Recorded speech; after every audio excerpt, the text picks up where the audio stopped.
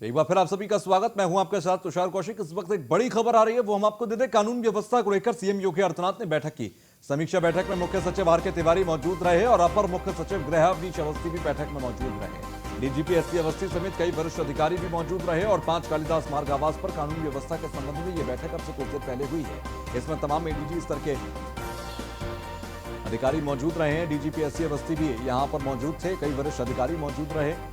तो कानून व्यवस्था को लेकर सीएम योगी आदित्यनाथ ने यह बैठक बुलाई थी और 5 कालिदास मार्ग आवास पर यह बैठक हुई। अब से कुछ ही देर पहले इस बैठक को किया गया। तो समीक्षा बैठक में मुख्य सचिव आर के तिवारी भी मौजूद रहे, अपर मुख्य सचिव गृह अवनीश अवस्थी भी बैठक में मौजूद रहे।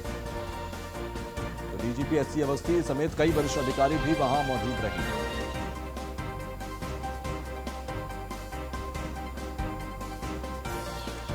समीक्षा बैठक में मुख्य सचिव आर के तिवारी भी मौजूद रहे, अपर मुख्य सचिव गृह अवनीश अवस्थी बैठक में मौजूद रहे।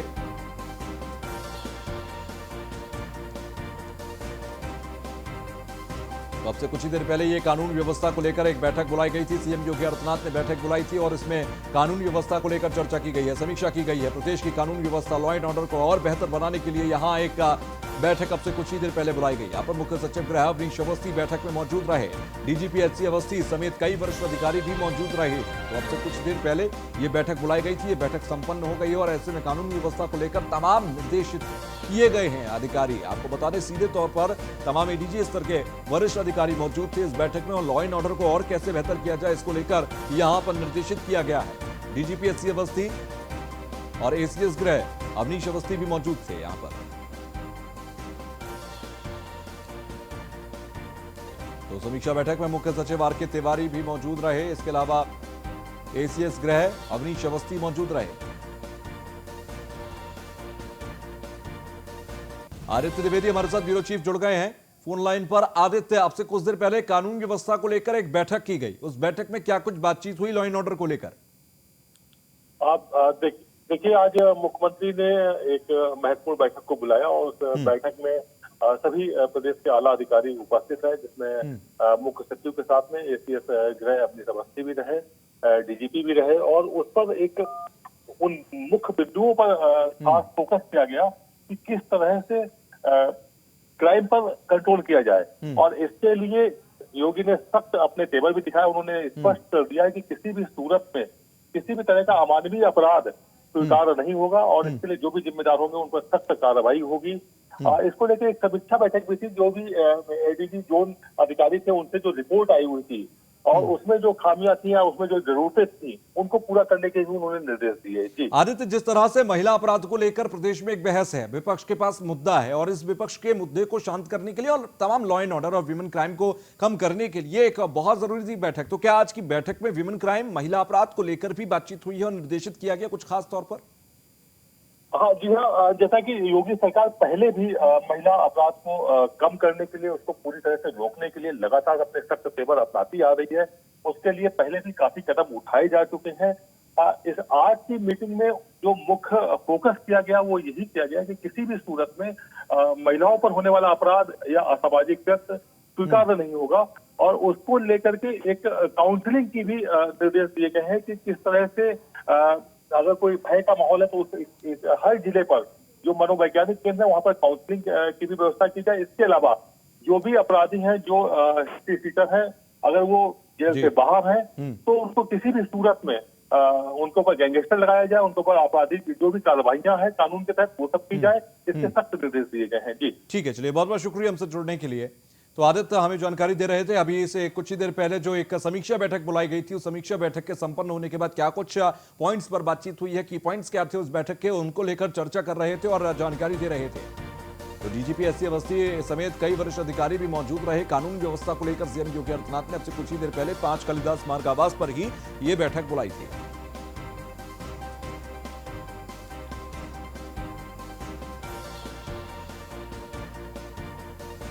तो डीजीपी एससी अवस्थी समेत कई वरिष्ठ अधिकारी मौजूद रहे, अवनीश अवस्थी मौजूद रहे। कानून व्यवस्था को लेकर सीएम योगी ने यह बैठक बुलाई थी, अब से कुछ ही देर पहले यह बैठक बुलाई गई थी। समीक्षा बैठक में मुख्य सचिव आर के तिवारी भी मौजूद रहे।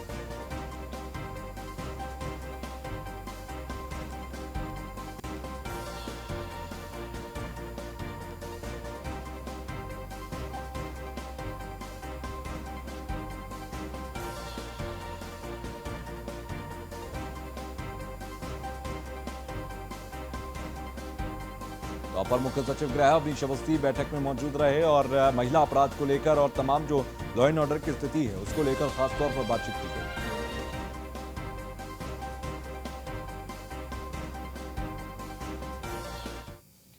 तो लगातार दूसरे दिन सीएम योगी आदित्यनाथ ने सदन में विपक्ष को आज धोया। कल योगी आदित्यनाथ ने विधानसभा में चुन चुनकर विपक्ष पर सियासी बाण चलाए थे, तो आज विधान परिषद में उन्होंने सपा पर तंज कसते हुए विपक्षी दलों के नेताओं को शिष्टाचार का पाठ पढ़ने की नसीहत दी। इस दौरान उन्होंने विपक्ष पर किसानों को गुमराह करने का भी आरोप लगाया। साथ ही दावा किया कि बीजेपी सरकार किसानों के हित में लगातार फैसले ले रही है। अगर हर चीज अखिलेश जी करते थे तो फिर क्यों अखिलेश जी को जनता ने यहाँ से दौड़ाया है? आपके मुंह में हटा दिया, आपके मुंह में हटा दिया। आज भी चुनाव में क्यों हार गए? लोकसभा चुनाव में क्यों हार गए? विधानसभा में कल जहां से योगी ने अपने भाषण का अंत किया था, आज विधान परिषद में शुरुआत वहीं से हुई। विधान परिषद में हंगामे के बीच जब नेता सदन बोलने के लिए उठे तो अपने चित परिचित अंदाज में विपक्ष की पहली गेंद पर ही छक्का जड़ दिया। सोते सोते सपना देख लिया, फिर सुबह जगता था तो कुछ था ही नहीं। तो मुझे लगता है हमारे समाजवादी मित्रों की ही स्थिति है, यानी आप लोग वास्तविकता के उसमें रहना ही नहीं चाहते, वो स्वीकार करना ही नहीं चाहते। वे सपने देखते देखते आप लोग तो प्रदेश को ही बेचने के कगार की तरफ ले जा रहे थे, लेकिन प्रदेश को हम लोगों ने सजोया भी है और इसको फिर तेजी के साथ आगे बढ़ा भी है। एक्सप्रेस वे दिखाई देगा, विश्वविद्यालय बन रहे हैं, कई विश्वविद्यालय। सदन में सीएम योगी राज्यपाल के अभिभाषण के दौरान विपक्षी दलों के हंगामे का जिक्र कर विपक्ष के नेताओं को शिष्टाचार का पाठ पढ़ने की नसीहत दे रहे थे, लेकिन सपा के नेताओं को ये रास नहीं आया। वो सीएम योगी के भाषण के दौरान ही हंगामा करने लगे, जिसके बाद योगी के तेवर तल्ख हो गए। उन्होंने सपाइयों को खूब खरी खोटी सुनाई और बोले कि जो भाषा आप समझते हैं उसी में समझाएंगे।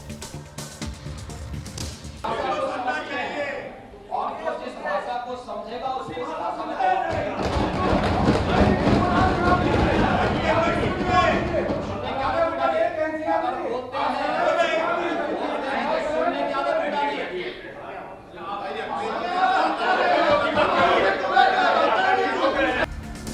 इसके साथ ही जब सीएम योगी ने विधान परिषद में किसानों के मुद्दे पर बोलना शुरू किया तो विपक्षी दलों ने एक बार फिर हंगामा शुरू कर दिया, जिससे नाराज योगी ने विपक्ष को अपने ग्रेबा में झांकने की नसीहत दी।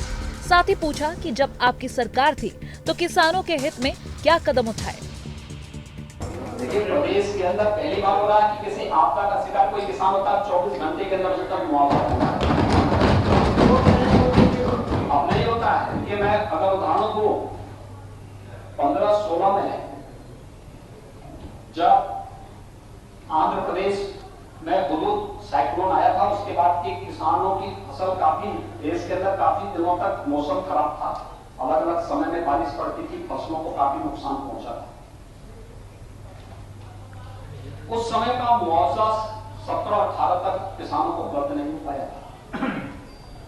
हम लोगों ने आने के बाद फिर कंपनसेशन किसानों ने मांगा और अब कोई भी आपदा होती है, आकाशीय बिजली से या किसी अन्य कारण से 24 घंटे के अंदर किसान के पास मुआवजा। विधान परिषद में सीएम योगी के भाषण के दौरान सपा के सदस्यों ने 2022 का जिक्र कर सीएम योगी को घेरा, तो उन्होंने उपचुनाव की याद दिलाते हुए पूछा कि क्या पिछले परिणाम भूल गए। 22 में क्या होना है, लोकसभा चुनाव में बता दिया है, उपचुनाव में बता दिया है।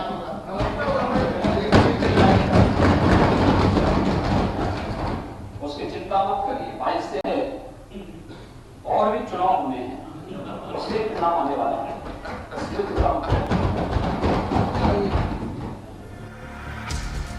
आज फिर करीब 3 घंटे तक सीएम योगी ने विरोधियों पर चुन चुन कर तंज भरे सियासी बाण चलाए।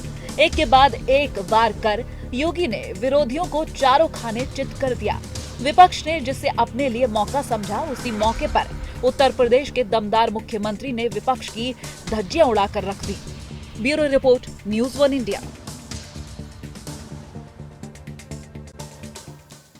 तो पश्चिम बंगाल में योगी की एंट्री ने ममता बनर्जी की नींद उड़ा दी है। 2 मार्च से सीएम योगी आदित्यनाथ पश्चिम बंगाल के रण में उतरेंगे और जैसे पिछले चुनावों में योगी ने दहाड़ लगाई थी, उसे देखकर अभी से टीएमसी के पसीने छूटने लगे हैं। योगी आदित्यनाथ आज पुरुलिया में चर्चा कर रहे हैं। करने दो ना, तो हमारे क्या है, आप देखो वहां से उनको बोलो पहले यूपी को संभाले, पहले यूपी को संभाले।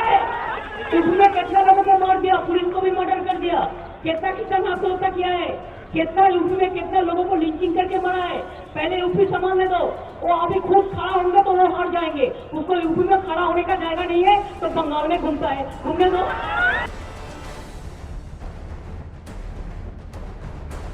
जिस बात का ममता बनर्जी को डर था, अब वही बात होने जा रही है। बंगाल में बीजेपी की सभाओं ने पहले ही दीदी की नींदें उड़ा रखी है, लेकिन अब सीएम योगी आदित्यनाथ की एंट्री से ममता बनर्जी का ब्लड प्रेशर जरूर बढ़ जाएगा, क्योंकि पहले भी दीदी बंगाल में सीएम योगी की एंट्री पर खूब कांटे बिछा चुकी है। लेकिन योगी आदित्यनाथ भी खतरों के खिलाड़ी हैं। जहां ज्यादा सियासी दबाव हो, वहां उनका प्रदर्शन और ज्यादा निखर कर आता है। इसलिए बंगाल चुनाव में बीजेपी ने हिंदुत्व का परचम लहराने के लिए अपने स्टार प्रचारक योगी आदित्यनाथ को चुना है। लेकिन आवाज को कैसे दबाया जाता है और कैसे सरेआम चुनाव लड़ने वाले विरोधी दल के कार्यकर्ताओं को बंधक बनाया जाता है, उनकी निर्मम हत्याएं की जाती हैं, ये नग्न तांडव टीएमसी की सरकार में लगातार वेस्ट बंगाल में देखने को मिल रहा है। दीदी के चेहरे की ये रंगत साफ तौर पर बता रही है कि बंगाल में योगी आदित्यनाथ की एंट्री से टीएमसी को कितना नुकसान होने वाला है। उत्तर प्रदेश में विधानमंडल के बजट सत्र के बीच में एक दिन मुख्यमंत्री योगी आदित्यनाथ ममता बनर्जी की सरकार को चुनौती देने मालदा जाएंगे, जहां बंगाल में योगी टीएमसी के खिलाफ हुंकार भरेंगे। सीएम योगी का दौरा मार्च के पहले हफ्ते से शुरू होगा।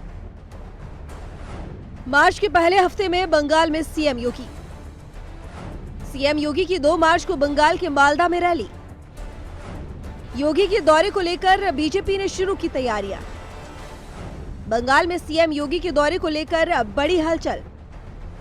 चुनाव प्रचार के दौरान बीजेपी करीब 1500 रैली करेगी।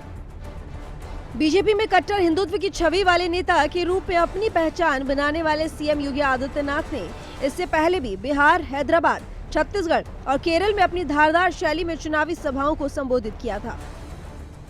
इससे बीजेपी को कई राज्यों में जीत भी मिली। लेकिन अब देखना अहम होगा कि बंगाल की सियासत महाराज की एंट्री से बीजेपी को कितना फायदा होता है। Bureau report, news 1 India. तो आज सीएम योगी आदित्यनाथ ने लखनऊ में अपोलो मेडिक्स सुपर स्पेशलिटी अस्पताल के कार्यक्रम में शिरकत की। इस दौरान उन्होंने लोगों को संबोधित भी किया। उन्होंने कहा कि सरकार ने स्वास्थ्य सुविधाओं को लेकर कई अहम फैसले किए हैं। सीएम योगी आदित्यनाथ ने कहा कि सरकार लोगों को बेहतर स्वास्थ्य सुविधाएं देने के लिए प्रतिबद्ध है। हम सब स्वास्थ्य सेवाओं की अहमियत को जान सकते हैं और खासतौर पर पिछले 1 वर्ष से